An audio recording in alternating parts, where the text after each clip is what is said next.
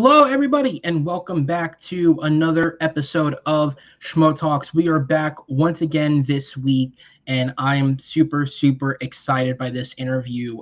Over the last number of weeks of this show, it's been a period that I've called in my own head, me using this as an excuse to get nostalgic. I had the great Chance Ellison on a few weeks ago. I had a one-on-one interview with the great Jeremy Adams, and now I get to bring someone on who, to you guys, is one of the biggest up-and-comers in the movie trivia Schmoedown. To me, he was the guy that I used to do those Movie Battleground videos with. You know, he was like, when I couldn't be there, he was the guy that showed up. I got nothing but love for him. Let's bring him in, Mr. Robert Parker.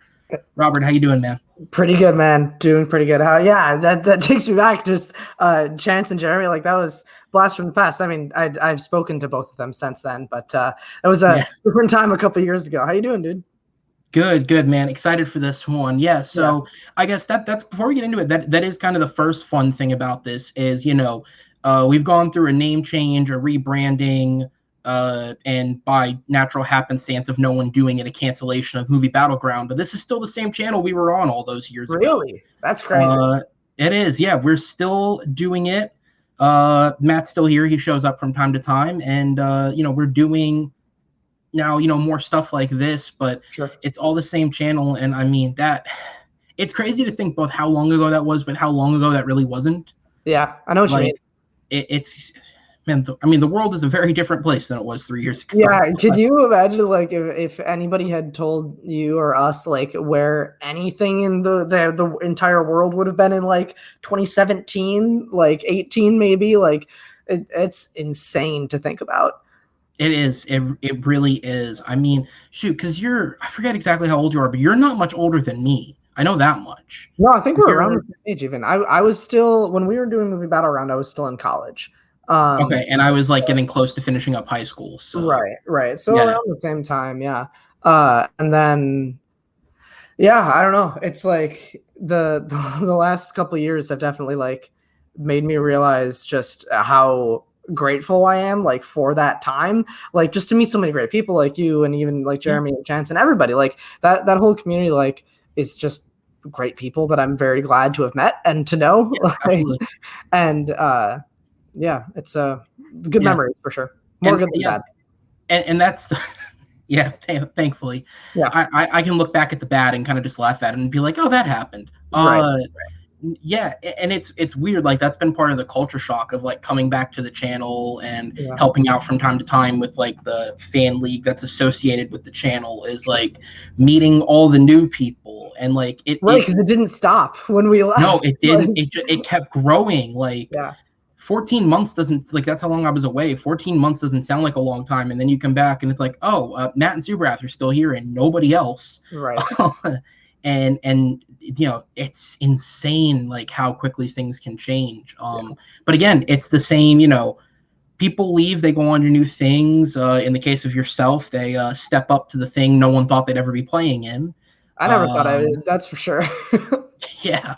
And, we go on, and now I get the opportunity to host you as a Schmoedown guest on my show, which is really fun, man. I'm happy we're doing this. Me too.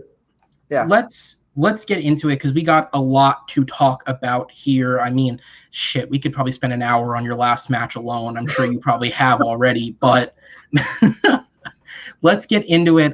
As we attempt to start off every show with, I have what's called the 5 questions interview. These are 5 basic questions that encompass kind of getting a bulk of it out of the way in a quick succession, so we can get into the interesting details of it. So with that, I'll bring up the first question, which is a very simple question to ask somebody who is both involved and at one point was solely a fan of the Schmoedown.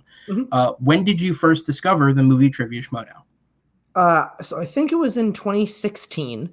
So that was around season 3, I think. That was like around the first tournament. And I was working at a movie theater. And my boss and a coworker at the time, both of them were big Collider guys, like between Jedi Council and Movie Talk and all that kind of stuff.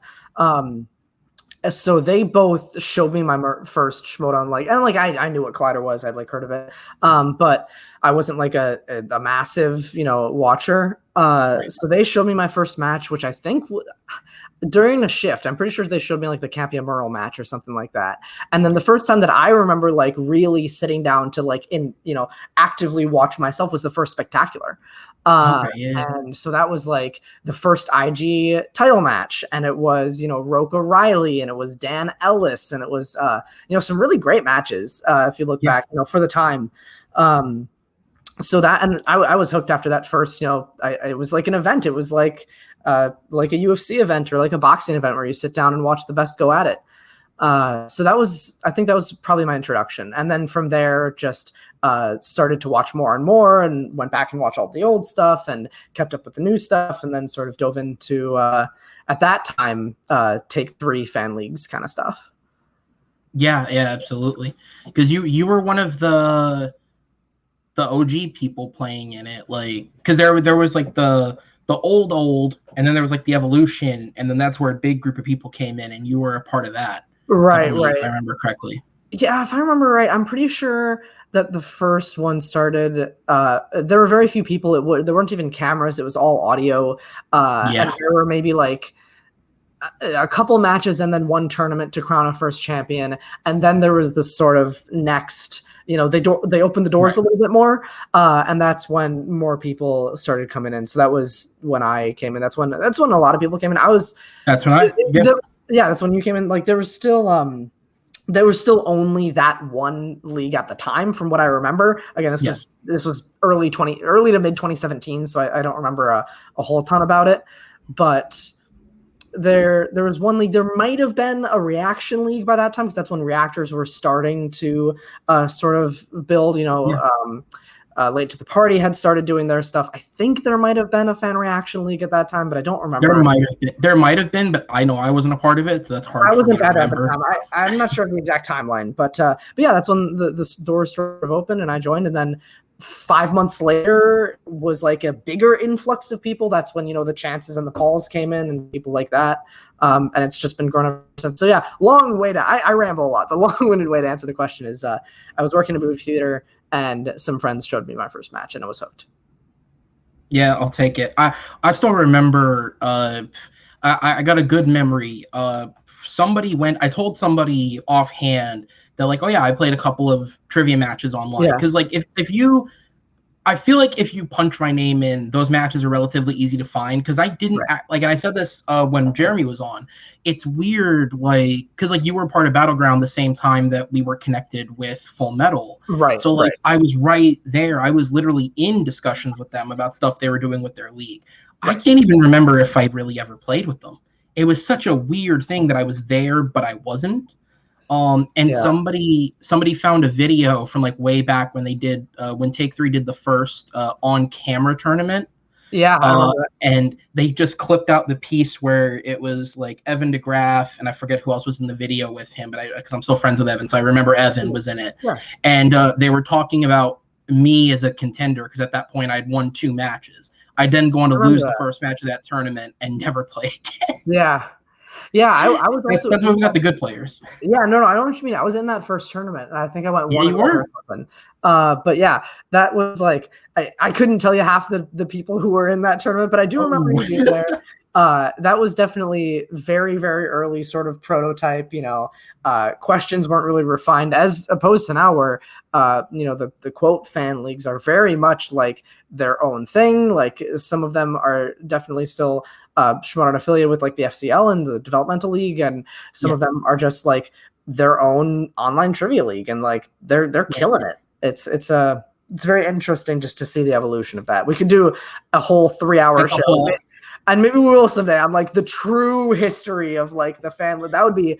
I need to just put a panel together, get as many people as I can. And you need like 1 or 2 people who like remember things from each era. Like you wouldn't want it to be too big of a panel, but you'd have to do like 5 to 6 people, and then I think that'd be a fun sort of walk down memory lane. It would be, because like that's the one thing, admittedly, like I've said I'm bad about, is for as long as I've been around, it's not even that I don't remember as much. I just don't know. Like, I mean, and obviously I know they weren't around from the start, but like as far as I can remember, I know Multiplex has been around, and I know a number of people who I've come into contact with who have been a part of it, including yourself, if I remember correctly. Oh, absolutely, yeah. I cannot tell you who's in charge of it, and it's no slight to any of those guys, because from everything I hear, the product they're putting together is great. Yeah, it's just my awareness of it. So that's definitely a thing that you need the people who know to come in and handle that. Right, absolutely, yeah. It'd be fun though. Yeah, I don't even know, right? Because there was so many like people took it so seriously, and like you said at the start, like in the moment, we all thought it was like the biggest deal in the entire world, and you look back and you're like, that was so petty, that was so dumb. Why were people so upset about that? I won't say names on air or anything, just because I don't like airing that stuff out. But I remember, and it's funny because like I look back on it, I remember at one point somebody who was involved got mad at me over something. Like it was because at the last minute I couldn't show up because of a real world issue. Right. And basically, without quoting them verbatim, they basically were influxing like I should kill myself. I remember that was a huge conversation thing you're talking about, Aaron. I know exactly what you're talking about. That was made a huge thing, and I was scrolling through like my Facebook messages because I was going back for something that was years ago for another thing, and I found it and I read it and I just kind of laughed at it because I was like, that's funny. Like, and I take such a lax approach to it now, but I'm like, man, we were all so tight over something none of us ever got paid for. But to be fair, we did it because we cared, and and that's great. We care, and like that matters for something. But yeah, I agree. Everybody just needed to take a bit of a chill. It was great. It is so funny, man. So all right, so I'll move on to the second question. I'll try and keep some semblance of a show here. So no, you're good. I ramble too. You're good, man. Hey, that natural conversation's the best. Right. So question number 2 is the Schmoedown has 3 major components involved with it, right? You have film knowledge, wrestling storytelling, and now you have the sports league set up with your teams. When did you first discover your love for any of these in your life? So which of these do you love most? When did you find that love? That's kind of question. I think film knowledge came first, like the trivia knowledge. And part of that is just because I was a know-it-all kid. And like I could memorize stuff really easily. So I mean, my sister and I spent years, still do, just like randomly quoting Harry Potter to each other, or like being like, hey, you know what spell this person used at this? Like we just me and my I had friends in college who I would just quote Harry Potter to, like the most obscure lines, like and that goes for other franchises too, you know, Star Wars and Middle Earth and comic book movies and stuff. So I think just I like learning, I like knowledge, I like knowing things. So that definitely came first. But I was also a wrestling kid. Like I was into WWE for a couple of years there in middle school-ish. There was like a 4 or 5 year period at the late 2000s, early 2010s. So this is like Cena era? Yeah. So my favorite favorite superstar was Edge at the time. And I haven't seen anything since he's come back, but like it was like right around the time he had to retire. It was right around like the time when the CM Punk stuff was blowing up and he was like leaving the company. It was Undertaker and Triple H, where like Undertaker was coming back every year for his matches, and it was brutal to watch. Like it was right around that sort of time. I don't remember like a lot of the exact storylines that at that time, but so I definitely get that aspect of it very much, and I really enjoy the entertainment. You know, the promos and the playing it up to the crowd, and you know, just the sports entertainment aspect of it. I really enjoy that.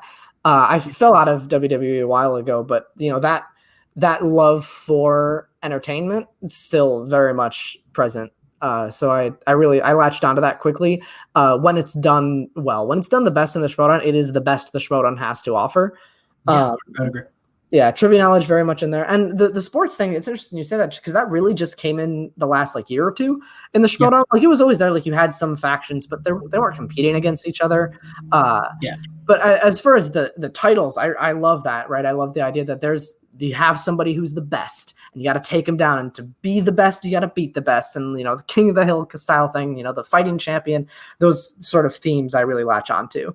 But there wasn't anything really that, like I didn't really love UFC or boxing. I still don't, or MMA or anything like that. So, and I know like that's where sort of the origin of the sports aspect. Yeah, that was originally what they wanted. Kind of stuff. Right, all that came from there. So I get it, and I love the competition of it. But as far as the sports league setup, didn't really hook into it really until last year when the faction started and I actually got involved. Right. And there were, a point system involved, and it really is like sort of an esport, and there's, fantasy leagues and all this kind of stuff. That's when I really sort of latched into it. Yeah, it certainly is interesting. And like, especially now that there's like teams and a setup and all that, Right. I think more than ever, like, and I say this as somebody who, on a very, very minor scale, you can find me playing trivia, but you will never find videos of this on the internet. But I played Call of Duty competitively for a few years. Nice. Which game? Between Black Ops 2 and then I fell off around Advanced Warfare. But I played through like half of Black Ops 2 and most of the Ghosts. Great game. Love Black Ops 2. Dude, so I could still go back and play. If it wasn't fucked to shit with hackers, I'd go play it every day. That's fair. But that makes it so difficult. Yeah, I know what you mean. But yeah, but with that, like, esports, I would consider it to an extent a sport, because if you're playing it competitively, there is an element of mental strategy. There really is. 100%. Like, esports is the only reason I can pick up, like, I have Call of Duty, like the newest one. I barely play it. I can still pick up the controller and go at least 500, if not better, simply because all of that's still in there. It's like at that it's muscle point, memory. Right. It's still right. It's all that muscle memory. It's all that training. It's all that hard work. Like, it's the Schmoedown on that level. Like, that's why the Schmoedown at this point is a sport. Like, 100%. The fact that you have, I think a total, it's like 96 players, and to varying levels of extent, obviously, based on how active their involvement is in that moment. Everyone is studying. Like, that's impressive. That's a sport. And that really is brought on and really pushed and encouraged by the sort of 8-team format. Like, there were obviously people who studied before it was, so the factions kind of thing, and those people succeeded more often than the players who didn't. But really, that has really been accentuated. Everybody does it now. Most everybody. You can never really say everybody, but most everybody who is passionate and cares, and who really, really wants to be successful and has that drive, they really put in the work. And it's also because they have a group of people around them. I mean, people put in their work individually, but that's not nearly as effective as a core 5 people or something like that, right? Who all put in the work together, because then you motivate each other, right? It's like you're, training for, a race or a marathon or like a track, whatever, a fight or whatever it is, right? If you have somebody to spar against, if you have somebody to push you, to keep you honest, and to, and that you also want to help in return, that just makes everything so much more effective. Exactly. And like the fact that like everyone, so to use words that your manager has said, right? He's praised Adam Witt as being like a trainer for the dungeon, but he's also an active competitor. So being a great trainer like that aids your competitiveness when you step up to play too. 100%. So it's a great back and forth. So to build off that, question number 3 would be, which element of the Schmoedown is your favorite as a competitor? Film knowledge, the storytelling, or kind of the sports setup of it all now? That's an interesting question. I think it is now, and this could change if you ask me tomorrow. I think it is the sports league setup. I think it is the competition, how seriously everybody involved takes it, the incredible people that you meet on your faction, the people who become like your family, who you really care about and who care about you, and also that you want to you win with, you lose with. Like, I haven't played organized sports in years, and I used to, and I really, really love that camaraderie and that competition and that sort of just that drive to just win together as a team, as a unit. And I get my fix off of it with the Schmoedown. I really do. I love the level of competition. I love the stakes. I love the championships. I love the faction rankings. I love all of it. I love the trades and the draft strategy, everything. So I think that hooks me in more than anything nowadays. And a very close second is the film knowledge. I do still think that, like, at its core, it is still a trivia show. It is a competition, really. And I think that the trivia aspect is very important too. So I take that very much to heart, because I still think, at the end of the day, obviously we're not giving each other 1,000-question quizzes to see who truly knows the most. Right. There's luck involved. There's skill involved. It is a show, a game at the end of the day. But I do think that, having the knowledge to get it done obviously aids that sports league setup. So Right. I value the knowledge very high in there too. And I love the storyline aspect. And I'm glad that it's coming back. You know, it was put a little bit Yes. on the back burner the last couple months, just as we adapted to a virtual sort of setting. But I'm glad that it's starting to come around this season more, even through still being virtual. Yeah, exactly. It's like the adaptation of it, because and I think again, as somebody who was involved in like early fan leagues, they for a minute took their own attempted shot at trying to do factions and storylines and stuff Yeah. like that, and it's not the easiest thing to do through digital, especially Right. when not everyone's an actor. And as the Schmoedown expands more and more, you're having less and less people who may have acting experience enter Right. into it. So it is really even more becoming like a wrestling thing of, look, you got to get these people to speed Right. and make sure if they're in something, they know how to do it right. And Yeah, that's a learning curve to do digitally, but they're doing a great job of it 100%. so far. And a lot of other trivia leagues online do factions, and they do Yes. have managers, and they have these strategy things. But as far as I know, they don't have the sports league structure like we were saying. They do Right. have That's some different. storylines. They have people playing characters, and all that's great. And I think those people who do it, who are able to pull it off, do it very, very well. But it's not quite the same as the factions that are a draft and competing against each other, which is really like, I loved the Schmoedown before this sort of faction structure. But Right. man, I love it now. I love the competitiveness.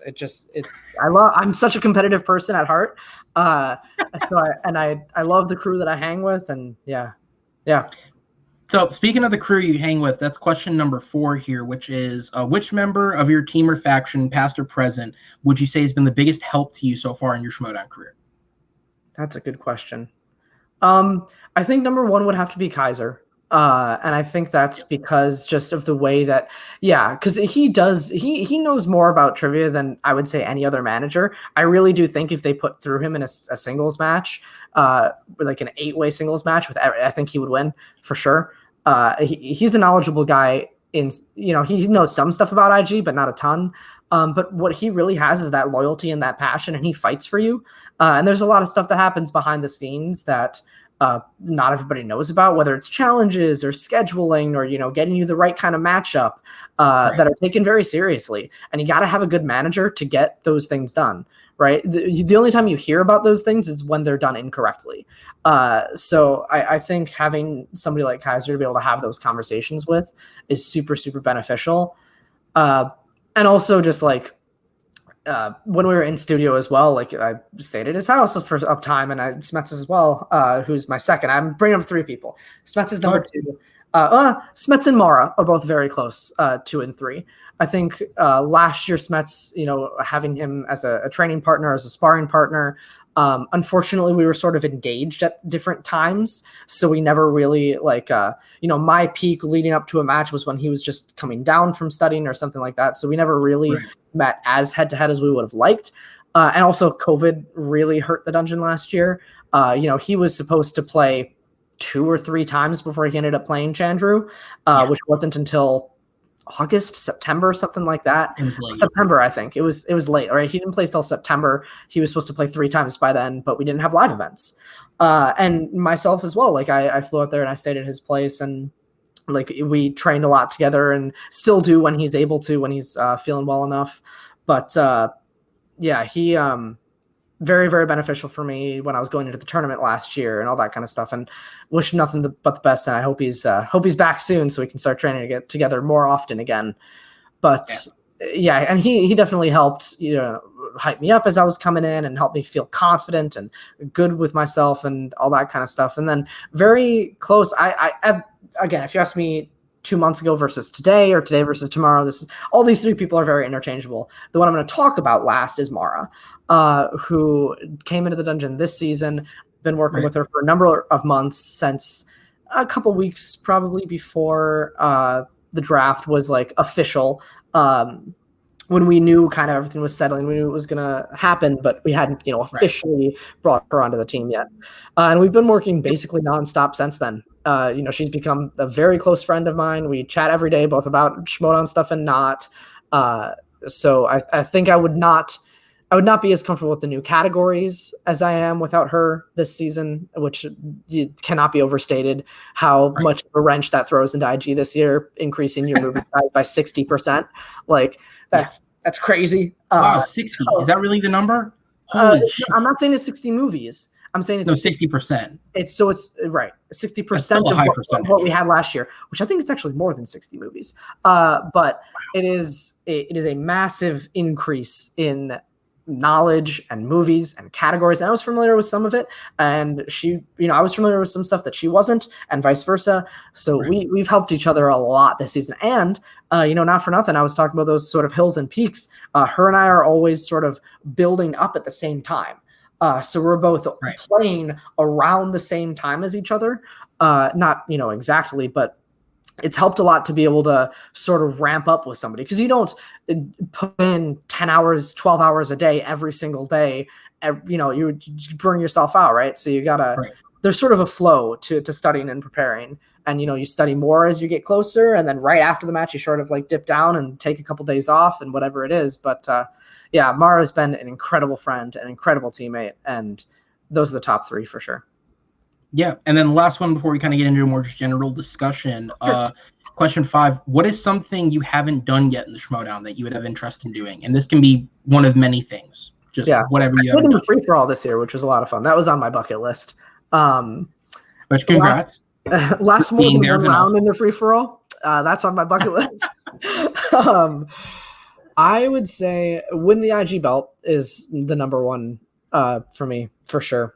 Help my team win the faction title. I think both of those things are possible for me to happen this year. Oh, yeah. And I want to win a teams match. I don't know who my partner would be or if that's like even on the horizon. There's been some very brief talks about it in the dungeon for this year, depending on when and how the tournaments shake out.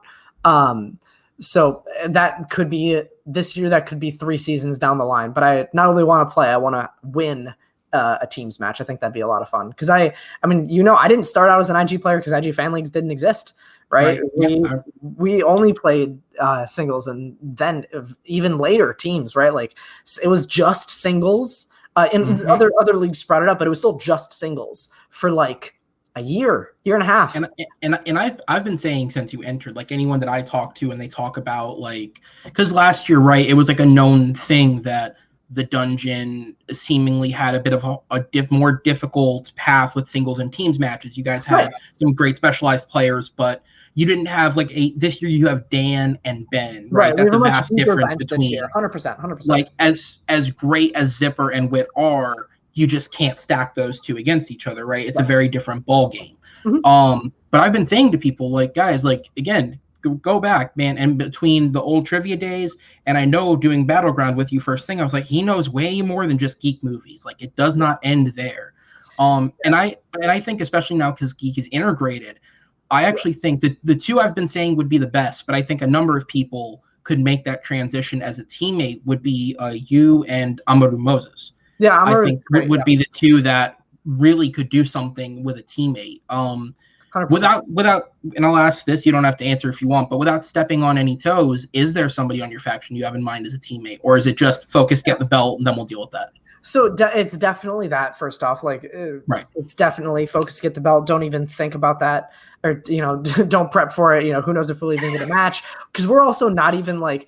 Even if I were to play in teams this year, whoever I would partner with wouldn't even be like the B team, right? Like we have Dan and he said, and then we Drew have and Whitney, right? Right, Drew and Whitney, Whitney. Both of those are amazing trivia talents. Whitney is an encyclopedia. That guy is insane, and they would be a very, very good team, and they could go on a run for sure. So it would be very specific circumstances would have to line up.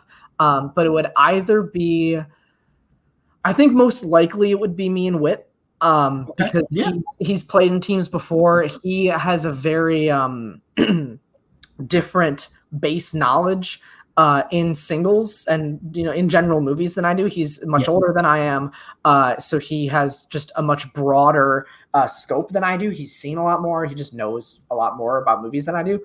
And I know my decent chunk, and I have my sort of directors and filmographies that I know quite well. So like I have slices that I would throw on the wheel, but Yeah, most likely would be that. I would love to play with Mara. I'm not sure if that would happen.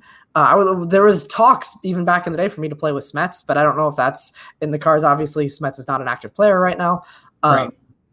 So there's a number of people. That'd be a fun team. I think you and him, that would be fun. We had our team name picked out and everything. We said, all right, well, if COVID hadn't happened last year, it might have pulled together. We were going to call ourselves Geeky Blinders, which I just think is incredible because like the suit is sort of like Peaky Blinders. Yeah, it is. Yeah, Kaiser's hat is very much like Cillian Murphy's in that show. So it was all set up, and don't sell that name anywhere because that still might happen. Yeah, that team name might go somewhere, but yeah. I would say if it happens this year, it's most likely going to be with Wit. Yeah, and again, I think that'd be great. I mean, God bless Wit, man. It's one of the most unlucky players. The best, dude. He's had such a rough go in the Schmoe. He's such a good dude. And he's smart. It's not like he's getting blown out of these matches. Like especially in Star Wars, he's swept his last 2, 3, 5-round match or third rounds. Like in the 2, 3, 5, he swept them all. Like, and that's not easy to do in Star Wars. Like, he is so good. He just barely comes short every single time he plays. We want to get him a win so bad, dude. Like, yeah, it's not even fair at this point. Like. Because he's such a nice guy as well. Like, not even on screen. Like, as someone who's met him, he's such a nice guy that like you just want him to win so badly. Like, I don't care who has to lose, just get him a win. Yeah. So all right, so let's go ahead and get into this a little more. So obviously, before you were even in the Schmoedown, right? You had the experience in the fan leagues, and that's kind of you came from there, and you were. And I forget. I mean, you played probably as many leagues as existed when you were there. Oh, for I sure. can't imagine. And obviously, I couldn't even count the number of matches that I have played. I literally, I have no clue. Singles, teams, IG. When it got started, finally, league started doing IG. You were playing. And so the first question is, when you were kind of stepping up from the fan leagues into the Schmoedown. And I talked about this with Jeremy as well. I was like, there's this weird seismic shift that happened. And I think it's mostly thanks to the season that Paul and Kevin entered. Yeah. Because the discussion went from, like when Chance entered, who's this kid? He was in the fan leagues. The hell's that? What does that matter? Yeah. And when you entered, coming from the same exact, because you played the same leagues Chance did, you played Chance more than once, I'm pretty sure. Yep. And so you step up from that exact same path, and all of a sudden you're like the best thing since water. And like everybody is hyping you up when you're coming from the same position these guys did. What was that feeling like walking in with all of that? There was a lot of pressure. Like it absolutely was. And you're right, especially a lot of it is due to where I went in the draft, and a lot of it is due to the year that came before. Both sort of pseudo fan league players. Smets only played a few matches, but he played. Right. Both of those people won titles and were like the most dominant things that division had ever seen at the time, between Smets and Oyama. So it was really those two like legitimized it and made it serious. Chance obviously did too. This guy came out in the Anarchy tournament and just tore it up. But he didn't win a belt until later than both of those two did. I think it's because his first belt was the team's belt with the first time with it was the first time that they beat. I think Paul won before. I think Paul won before him. Kevin won after. Right. Yeah, that's correct. Yep. No, you're absolutely right. But the difference is it was Chance's second season, whereas Kevin went like 6-1 in his first season and won a belt, which is impressive. And Oyama went, I think, also 6-1 or 6-0 to his title match or something like that. Like, it was crazy. So it was a lot of pressure. And I think I, fed some of it just and also like some of it just happened because you want to hype up this player and. Right. That's just kind of how the dice fell. And people said, if he doesn't play absolutely perfect in his debut, it's going to be a disappointment. And then I did. And then they're like, well, if we don't see every single, this exact thing, every 100% possible points, every match, it's going to be a disappointment. And then I, in my next 2 matches after that went 1-1. So ended the season 2-1, which is like good, but it's not, and my accuracy was insane, but like, a 2-1 record isn't a whole ton to write home about. It's good, but it's not earth-shattering. It's not Kevin Smith. It's not Paul Oyama. So that's when like I think I sort of fell out of the spotlight around when I got knocked out of the tournament, and I was okay with that, honestly. Like I take a little weight off. Yeah. I just kind of like let it seep out. Don't be like, oh, don't. I didn't need to go whine about it on Twitter or anything like that. Like I was perfectly happy just playing out the rest of the season, supporting the dungeon in any way I could. But just because of the way the matches fell out, I knew I wasn't going to play for the rest of the season. So I took some time off, sort of fell out of touch, and just kind of reinvigorated myself. Watched a bunch of movies that were not IG related at all, not for like trivia purposes, but just to enjoy them. Right, just to like. It had been a long time since because I always felt like, oh man, if I watch a movie that's not IG, that could be time I'm spending on IG. Or if I watch an IG movie that I truly love without a notebook or a laptop in front of me, I'm like, oh, this is wasted time. And that's just like, I don't really. I think a lot of people in both families and Schmoedown still sort of have that mentality. And I did definitely at the time, and I don't really anymore. And I'm glad that I don't. I still do sometimes, every once in a while, as I'm getting, especially if I get close to a match and I'm not like spending a lot of time on it. I sort of get back that mentality. But, you know, it's a show to celebrate movies and the love of movies, and to celebrate trivia as well. But it's about movies. It's not just about, oh, I love trivia and I can study real hard and then beat anybody, even if I don't, absolutely. And I'm not saying you have to absolutely love every single movie that's ever been asked about, but like, I do think that a passion for film is something that really helps the top tier players. They just love movies, right? And they love the Schmoe too. They love studying. They love trivia. But first and foremost, they love movies. So I sort of had to like, I don't want to say rediscover, because that makes it sound like over dramatic, but like I fell out of love with them, but it came right back. Honestly, like I didn't like, I found myself around this tournament season last year just not really liking movies anymore, and that made me feel really shitty. So I like took a couple months and started loving movies again, and now I'm back and better than ever. The pressure was very real, and I think it's starting to come back, and I'm okay with that because I think I'm better equipped to handle it now. Yeah, absolutely. And I can totally relate to that. Like, obviously pressure level is none for me, but like as somebody who, again, we have TMG Trivia, that's kind of a sister channel to this, and because I'm a part of the channel, I'm like, all right, sure, I'll play. And I think I went on a 5-loss streak. I lost 1 match in singles, 2 matches in teams, and then I decided to sign up to play their geek division. I wouldn't even call myself a geek player, simply just to make up the numbers. And I lost 2 matches there.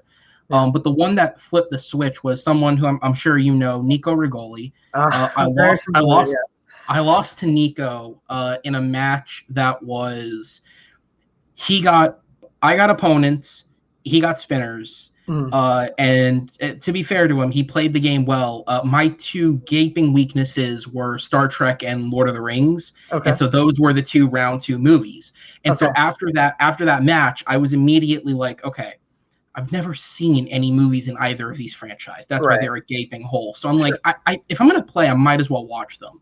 But that was immediately it, is like, I just watched them. Because I knew if I sit here with trying to study these films, I'm not gonna enjoy this. Right. Like, and I've heard some of those movies. Those movies are not for everybody. They're dense. They're not necessarily like I love both of those franchises, but definitely coming into it for the first time. Not necessarily something where you want to sit there and pause and study every single frame, because that's just not enjoyable. Like there are some times when you do have to do that to make sure you catch a certain line of dialogue or a certain character name or something like that. But overall, you do it. But what people are saying about Lord of the Rings, I do see it now. I get it. I get it. I understand that it's not for everybody. I totally, especially if you're watching. And I like those movies. The Hobbit ones aren't as good, but the Lord of the Rings, those are pretty good. Yeah, those are damn good movies. They really are. Two Towers is the one that stuck out to me. I really enjoyed that one. Did you watch extended or theatrical? I watched the extended for Fellowship of the Ring because it was in theaters and my friend was like, let's go see it. So I saw that. The others I watched on HBO Max, so it was just the regular cuts. But literally, it was kind of funny because as somebody who had never seen the film, a friend I went with, he's like, he's not a huge geek person, but Marvel and Lord of the Rings are his two things that he loves. Sure. And so we went and watched it, and he literally sat next to me and he's like talking about it, like talking about something in the movie. And I was like, dude, I've never seen the movie in general, let alone the extended version. Right. And so the entire movie, every time something extended shows up, he leans in and goes, "This isn't in the original." So I knew what was what. Yeah. Yeah, the extended fellowship is like spectacular. That movie is so good. Dude, I both understand why they are so beloved and also why I put them off for so long. Yeah, because they're massive, but they're great. I did a thing a couple months ago when COVID restrictions were starting to lighten up, probably before they should have been. That's Florida's motto. Yeah, that's fair. I think it was last summer. I don't remember, or maybe even like late spring. I don't even remember exactly when it was, but it was last year. And there was like a mom and pop theater that was open, limited capacity, limited screenings. But they did a day where they marathoned all 3 extended editions of Lord of the Rings. Oh. So me and my brother-in-law went, and we watched all 3, marathoned all 3. And I had never seen them in theaters. I'd seen them, dozens of times, but never in theaters. And it was like one of the best days of my life, like an incredible experience. Yeah. And to shout him out, that's Tim, right? Your former partner in the fan leagues? Yes. Okay. Yes, I know things. I do remember something. Yeah. Yeah. So the 2 matches that I think are really worth getting into so far in the 4 matches you've played. Your first match, obviously, I don't think everybody dreams about a knockout debut. No. Because it's so hard to do. But I believe if I remember, it was 23-8. You play. I know I got 23. I don't know about his, but that sounds right. It was something low. Okay. And again, Andres Cabrera, again, just another genuinely nice dude. Yeah. He looked like he got sat in front of a firing squad throughout that match. Like, he did not know what he signed up for when he said he'd play you. Yeah. What was it like? Because that's your only studio match to date. Yeah. So that's the only time you've gotten. Because it's kind of funny that like you enter the Schmoedown, and then because the world decides to happen, you go back to playing like I go right back to digital. Yeah. Yeah, it was a weird couple of months. So what was the studio match like in that experience? And, they always talk about the lights. How bright were the lights? Yeah, it didn't affect me too much, but I will say I think that I do think there is something to be said for studio matches being different than virtual matches. I do think that people who are successful virtually like have a good chance of being successful digitally. Or excuse me, people who are successful digitally have a good chance of being successful in person. Like, it's not that big of a jump to make. Like, if you know the trivia, you know the trivia.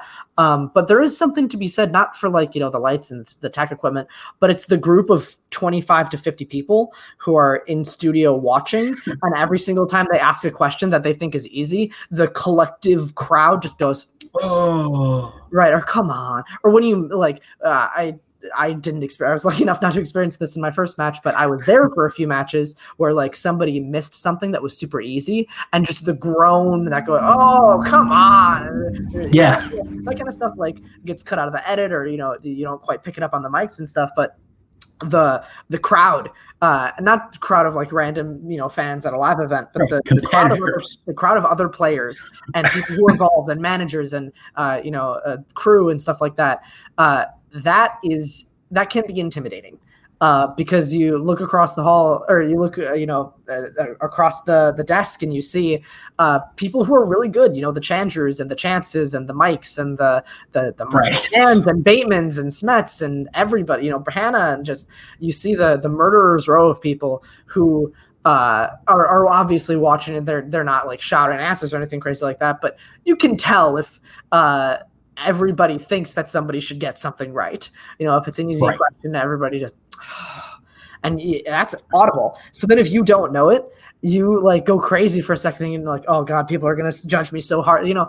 I think there is a level of mental fortitude, maybe I don't know if that's exactly the right word of what I'm trying to say. I get what you're going for. There's a level of focus and concentration and mentality that is different.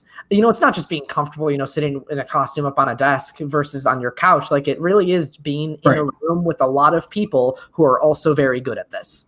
And there's something to be said for that. So I'm excited to get back in the studio. My studio experience was absolutely lovely. It was incredible. I was the last match of the day, which was very nerve-wracking because I sat there for all the matches. I sat through, we all went to lunch and together and stuff, but I sat there for probably about 7 or 8 matches being like, oh God, when can't I have shot first? Like, I just want to get it out of the way. But yeah, and Ace, a great player, didn't underestimate them all. I think the match could have gone differently if he had a different spin, and I obviously got spinner's choice too, so I was a little bit lucky with categories that day.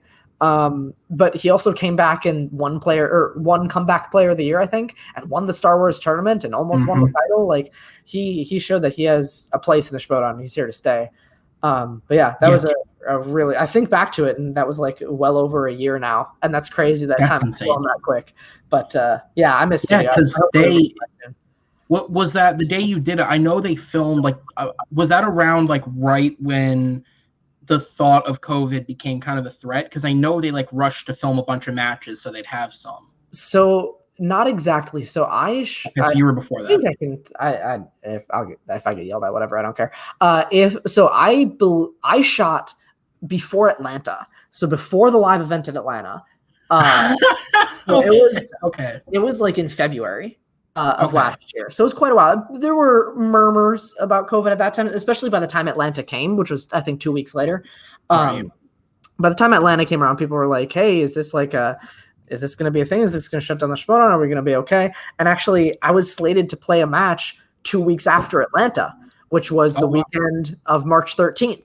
Which is the day that the NBA shut down, that weekend. I think it was the 14th or 15th or whatever of that weekend. I was supposed to play, and I said the thing about Kaiser having your back earlier outside of the ring too.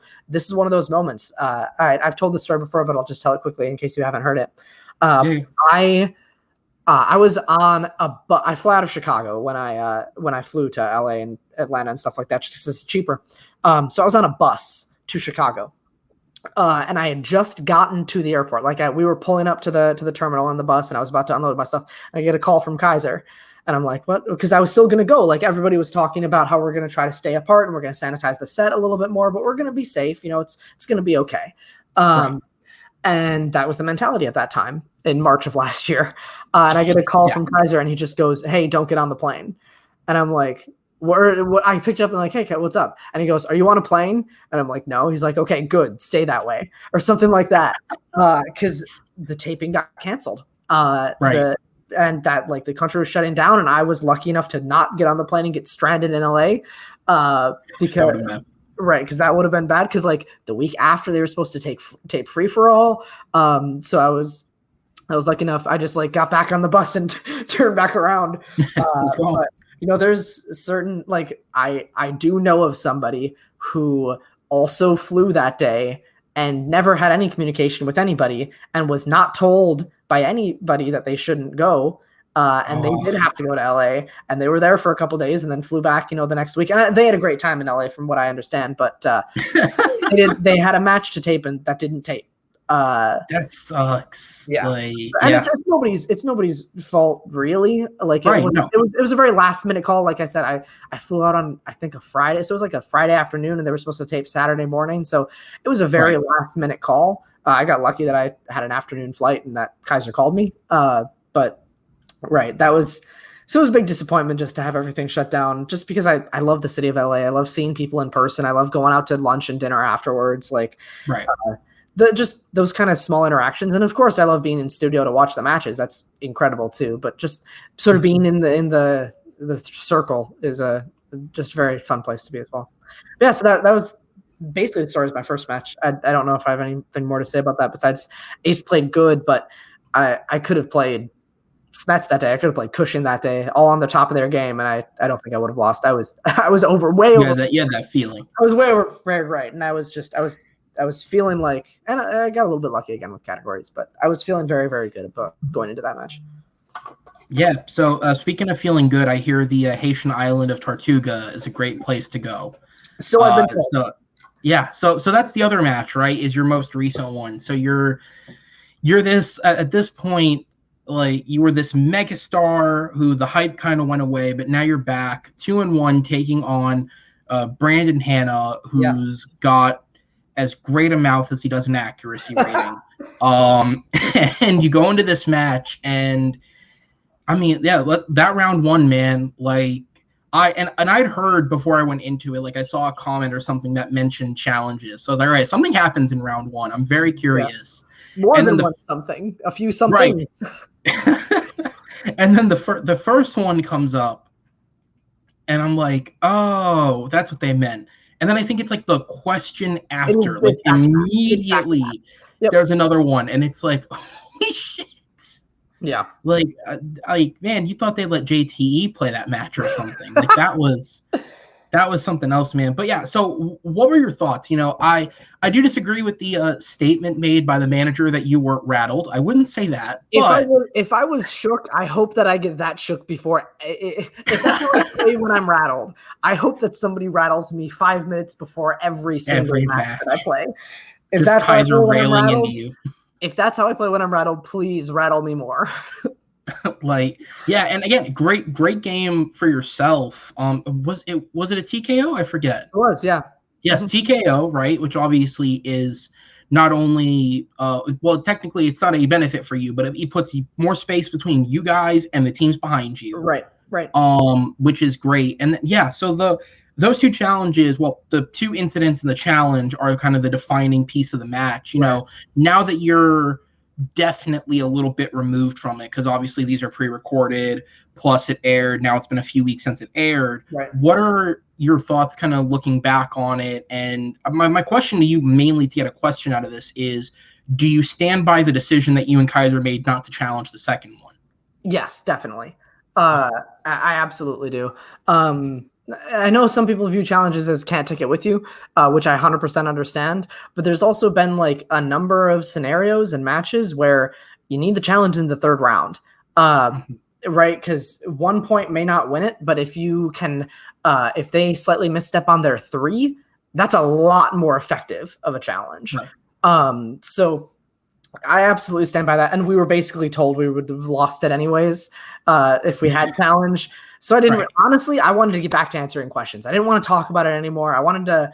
I wanted to move on because I wasn't rattled. I just wanted to keep answering questions. I wanted to get back to it because there was, in the edit, you see a 2-second thing that says challenge is being talked about.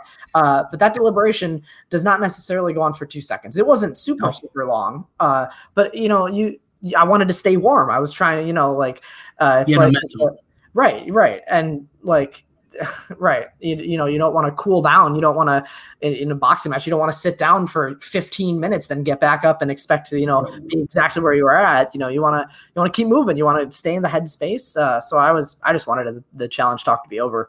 But I definitely stand by that. I don't think we would have won. And nothing would have changed score-wise, but momentum-wise, maybe. I just didn't want to have to deal with it anymore.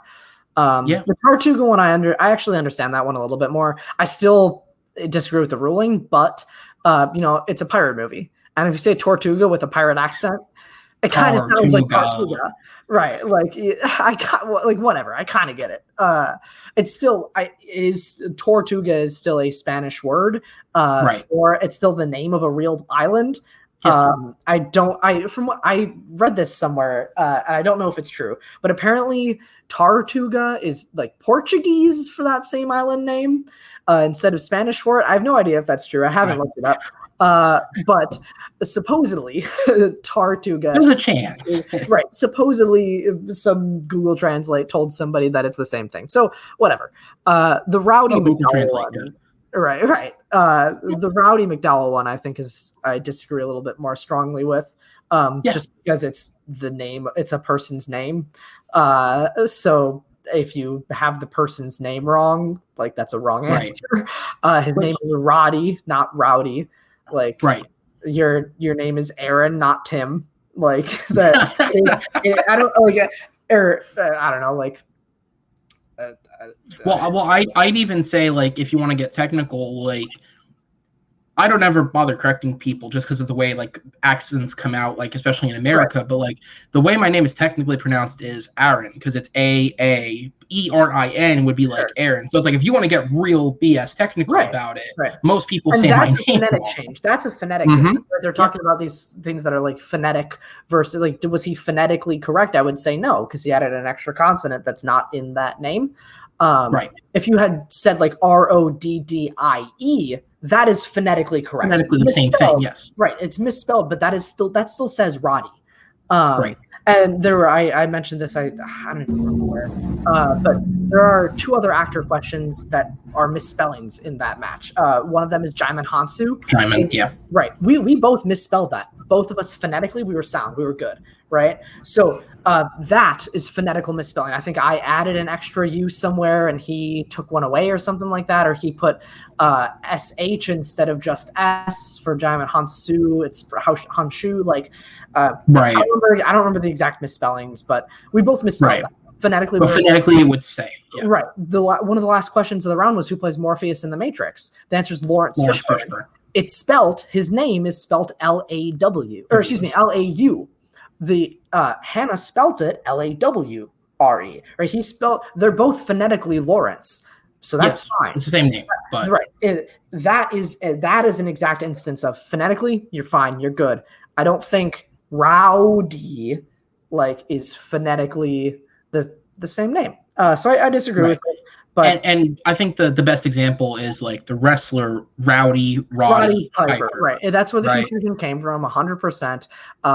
But you still got the name wrong. But yes, that's 100%. The Roddy Piper is absolutely where the confusion came from. But a phonetical misspelling is like if you're talking about I don't know, Sean Parker from Social Network, right? His name is spelled Sean. If you spelled it Shawn, that's a phonetical misspelling. You have the name correct, right? It still sounds the same. Right, it still sounds the same. That's what a phonetical misspelling is you spelled it wrong, but it sounds the same. Lawrence, right? Jaimin Hanshu, right?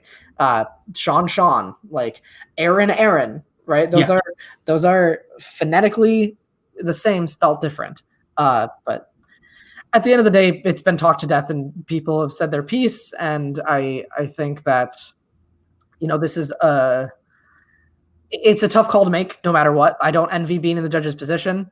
I stand by not challenging the Tortuga one. And I think I'm fortunate that at the end of the day, it didn't change, how many points my faction got or the flow of the match. I think it would have played out very similarly, if not the same way. So I'm fortunate. And also that they happened in round one. Controversies like that light a much bigger fire when they are in round three, when they are in round two, when they cause a big steal or something like that, when they have a little bit more impact on the match.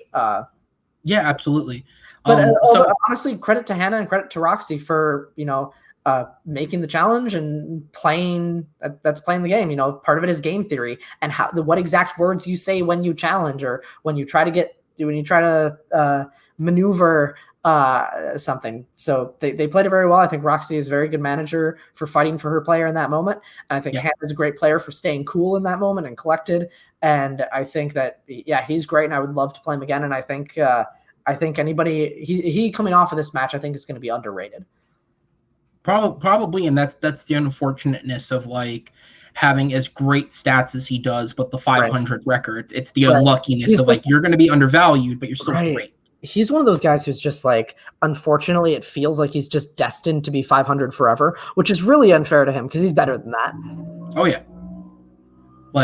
So let's get into something that hasn't been talked to death. Because I had to ask, but you're right. It has been talked about a lot over the last. No. That's not a dig at you for the question. I absolutely understand it. It's worth talking about for sure. So what's next for you, right? We just saw Alex Damon at a 4-1 record challenge. You're at 3-1 now. So one more win, and it wouldn't be difficult to say maybe you're not too far off a number one contenders match. Yeah. Now the upside is this will go up in a few weeks. I've never made a secret this show is pre-recorded. So maybe by then we know who you're playing, and this is all worth nothing. But I think it has been announced. Has it? Yeah, we full clarity. We haven't shot it yet, so I am in sort of prep for that match. But I don't think an air date has been announced, but it has been announced who I'm playing, and it's Chance. Oh, okay. No, So that sounds right. I'm just forgot that. There we no, go. you're That sounds totally right. fine. Yeah, so he won the tournament Round last two. year. Yeah, I mean he's a guy I've known since before either of us were in the Schmoedown, right? Round 18, truly, but Right, right. We've played each other many times. In the Schmoedown, we've only played each other the once, and I'm right. sort of going on my revenge tour. So if I can knock his block off, I think I'll be in a very strong path to the title if I can beat him. Yeah. He won the tournament last year, and then he sort of puttered out at Spectacular against Chandru. So he's obviously hungry for a win as well. He's coming off of a win in the singles division against Brendan Meyer. I think this season so far, especially with the new IG categories, I suspect he might be stretched a little thin because he has already played a singles match. He's gearing up to play a teams match. He's now trying to prep for this Innergeekdom match. There's a lot of moving pieces for him. Whereas me, I think I have this one sole focus, which is beat Chance. Because obviously I've done it in the fan leagues before, and he's beaten me as well. We've known each other since probably 2017, probably like late probably because I met him around that time too. Yeah, probably like fall of 2017, early 2018, somewhere in there. So we've known each other for a hot minute. And we know each other's game very, very well. We talk Schmoedown all the time. Like he's a tough cookie. He's gonna be a tough competitor, but I know that I can beat him. So I'm very, very excited to continue this sort of revenge tour aspect and work my way to a title shot by way of beating Chance, the one guy who's beaten me in the Schmoedown. I'm excited to take it to him. And I mean, speaking of, right, you talked about how last year, you and Kevin obviously were a great help to each other, but it just never could quite line up that while you were heating up, he was heating up. Yeah. Mara's heating up to take on none other than Kalinowski now, and you're heating up to take. And they should just make you the undercard. Just make you the undercard. I don't know about that. I don't know if the undercard has been announced. I don't actually know. I don't know either. Yeah, I feel like I would know if it had been announced. So I don't know what it is. But I haven't gotten the call for that yet. If that turned out, I would do it instantly, right? The two top IG prospects of the dungeon versus the two top IG prospects of corruption, and one of them matches for a title, one of them a big revenge match. That sells tickets in my mind. But either way, I'll take it as is, and I'm ready to take Chance, whether it's live via satellite or whether it's, I don't know, in an alley out back. Like, I know I can take him. So that'd be a very interesting fight, because we have not seen Chance without his jacket on in the Schmoedown, and that's gonna be very difficult to fight with that thing on. Right, so he's gonna have to get that off first. Yeah, for sure. Get the jacket off, then get to swinging.